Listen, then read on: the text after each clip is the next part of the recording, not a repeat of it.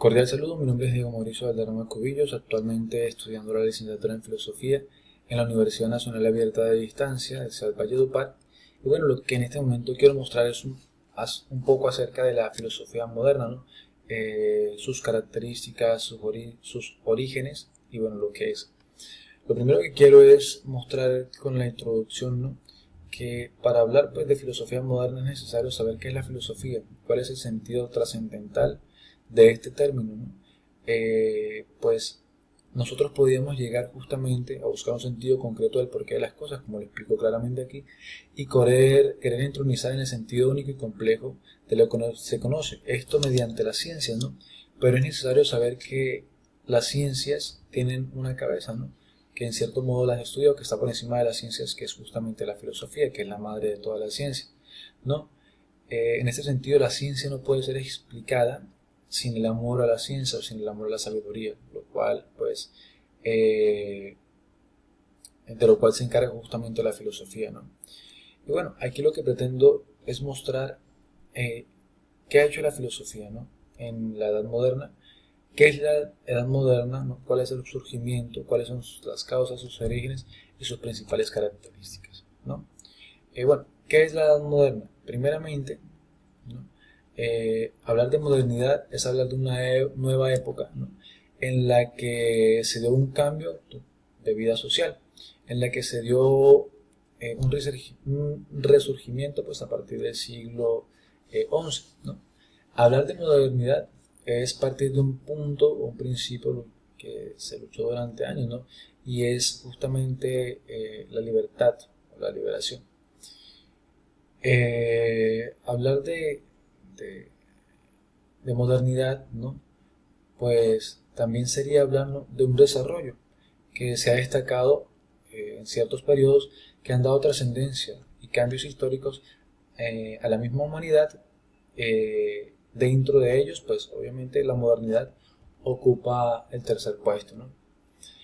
¿Cuáles son las características de la modernidad? Bueno, es claro que la modernidad se caracteriza por ciertos cambios, como lo decía ahorita, o aspectos que generan controversia notable dentro de la sociedad y que presentaron pues una oportunidad de soñar, una oportunidad de una sociedad o de un mundo aparentemente mejor.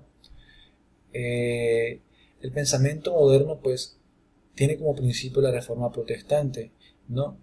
O el renacimiento, eh, según la comunidad de la aceptación que se generó a partir de la muerte de Hegel en 1831. ¿No?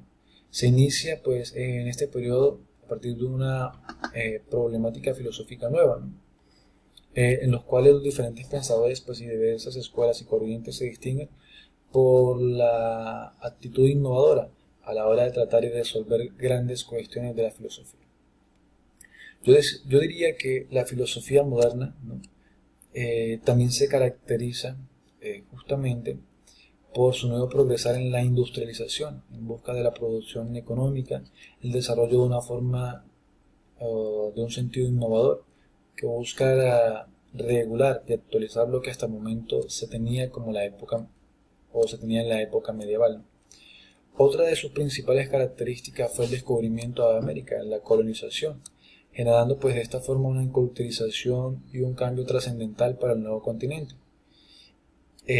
Otra de sus principales características, ¿no? Es que durante este periodo se generó la burocracia, ¿no? Que se encargó de darle un cambio a la burguesía o a la esclavitud. Y bueno, su principal característica desde mi punto de vista sería el nacimiento de la filosofía moderna o el pensamiento filosófico moderno, ¿no? Que justamente se caracteriza porque desaparece en ella la, eh, la armonía entre la razón y la fe.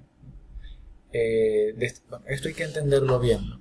No es que se rechace la fe o a la teología, sino que se concibe que pueda colaborar o guiar a la razón, o que la razón pueda ser dirigida también, o que la fe pueda ser dirigida mediante la razón. Bueno, para no ahondar más en el tema, lleguemos a los pensamientos que se conocen pues dentro de esta filosofía o también dentro de esta época, ¿no? Uno de ellos consiste en el racionalismo. ¿Qué es el racionalismo? Como lo explico claramente, es una corriente filosófica creada por René Descartes, ¿no? El cual fue un filósofo matemático y que se generó a partir del siglo XVII. La terminología proviene del latín ratio, que traduce razón, ¿no? René Descartes lo que afirmaba era que solo por medio de la razón se podría llegar al conocimiento de ciertas verdades universales evidentes e entre sí, de donde se puede inferir el restante de la filosofía y las ciencias dentro de unas verdades no nacidas de la experiencia, ¿no? Pues en cierto modo esto era lo que explicaba Descartes, ¿no? Y a este pensamiento también lo abordan grandes filósofos europeos, como por ejemplo el holandés Baruch Spinoza o el gran pensador matemático Gottfried Wilhelm Leibniz. Y aunque es claro que también tuvo sus oposiciones, ¿no? Por ejemplo, las hechas por John Locke o David Hume, ¿no? Los cuales afirmaban que desde su pensamiento filosófico que todas las ideas tenían sus orígenes y radicaban no tanto en la razón, sino en los sentidos, ¿no? Bueno, ¿en qué consiste también el empirismo? Otra de las principales corrientes de esta época, ¿no? Este fue un pensamiento filosófico que nació o fue fundado por John Locke, ¿no? A partir del siglo XVI y el siglo XVII en el Reino Unido. Surgió luego pues, de una tendencia filosófica que tenía sus orígenes en la Edad Media y que generaba pues, una propuesta completamente diferente del pensamiento de Descartes. Pues lo que ese pensamiento quería afirmar es que la humanidad carecía de un pensamiento innato, ¿no? Y pues lo argumentaba que la mente humana es por decirlo así, una hoja en blanco, ¿no? En donde las impresiones que la persona día a día va viviendo son las impresiones o los hechos que van dándole trascendencia a la persona y por los cuales se reconoce la existencia de las ideas natas, ni el conocimiento universal. El empirismo afirma que el hombre no puede llegar a la verdad absoluta, solo a partir de la experiencia, pero la experiencia como tal le revela al hombre las verdades que el hombre quiere conocer, pero como tal el hombre no puede llegar a la verdad absoluta, porque en realidad la verdad absoluta nadie la conoce sino simplemente Dios. En cierto modo era como algo, o es algo de lo que busca el empirismo, según justamente su fundador John Locke, ¿no? Otros autores también aportaron frente a este pensamiento, como lo hicieron Francis Bacon, ¿no? Quien hablaba de la importancia de la razón, del razonamiento inductivo antes del razonamiento deductivo, ¿no? Otra de los pensamientos filosóficos de esta época, ¿no? Es el idealismo. Bueno, ¿en qué consiste el idealismo, ¿no? Este es un pensamiento que se puede retomar a partir de la época de Platón, ¿no? Platón, quien decía que la verdadera realidad estaba enfocada en el mundo de las ideas. Y que bueno, justamente esta idea es alcanzada por Georg Wilhelm Friedrich o Hegel, ¿no? Él fue el que la hizo o él fue el que le dio su auge, ¿no? Y él quiso explicar que la realidad, él quiso explicar como la realidad, como un todo ordenado y que se va formando por medio de oposiciones o contradicciones.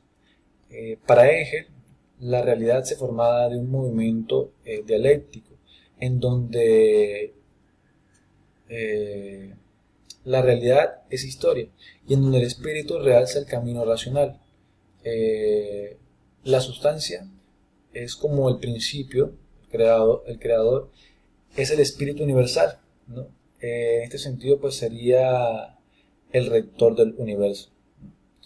Y bueno, Kant afirma que el conocimiento empírico y el racional no han de separarse, pues dice que quien conoce adquiere este conocimiento de forma inductiva, pero no puede ser aplicado sin las categorías o las leyes que imponen la razón. En este caso, habla de que existen ideas o no, ideas no natas, o que no que existen no ideas innatas, sino categorías intelectuales unidas al mundo de lo sensible.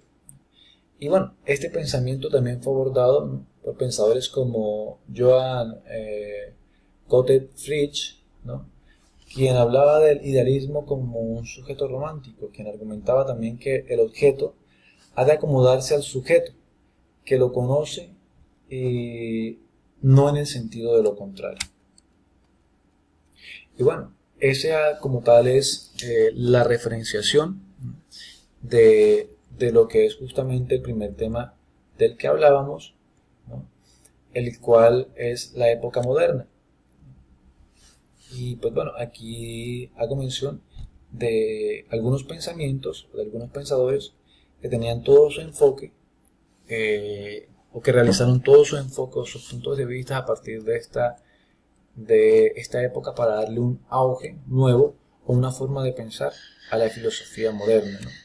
Cabe destacar que cada una de estas características, cada uno de estos pensamientos, como el racionalismo, como el empirismo, como el idealismo, son pensamientos que nacen justamente dentro de esta época de la modernidad y que se sitúan justamente en el ambiente moderno, que son reflejadas desde el pensamiento filosófico y que son llevadas justamente a la actualidad. No se enfocan únicamente por delimitar la filosofía antigua, no, sino que lo que buscan es de la filosofía antigua un surgimiento, un renacer, y ordenarla de acuerdo al pensamiento del actual o al pensamiento de la época, ¿no? Es decir, lo que hicieron fue como una reformación de la filosofía para ubicarla en el contexto. Y pues bueno, eso es todo. Ese es el chiste de este video, ¿no? Explicar un poco acerca de lo que es la filosofía moderna y estas corrientes filosóficas que dentro de ella se destacaron. Bendiciones.